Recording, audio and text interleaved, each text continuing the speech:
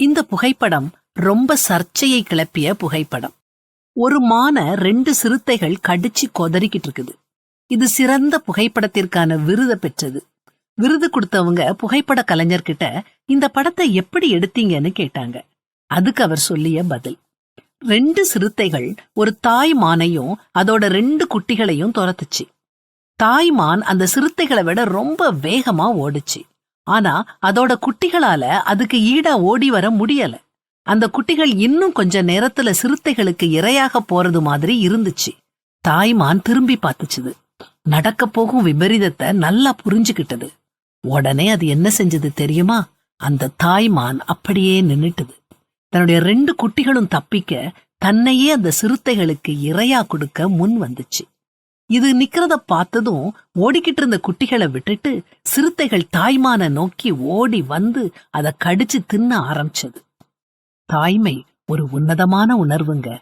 இப்போ உங்க அம்மாவை நினைச்சு பாருங்க. உங்களுக்காக அவங்க செஞ்ச தியாகங்களை நினைச்சு பாருங்க.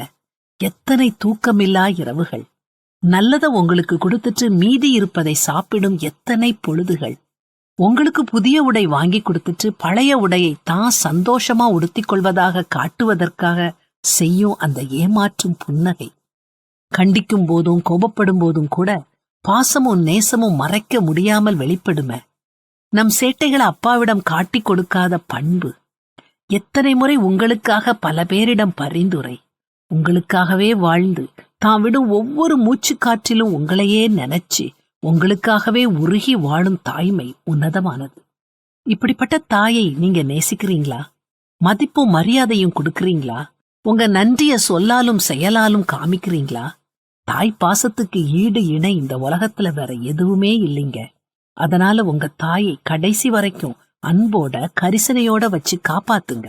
இதத்தான் வேதாகமமும் சொல்லுது. உன் தாய் வயது சென்றவளாகும் போது அவளை அசட்டை பண்ணாதே.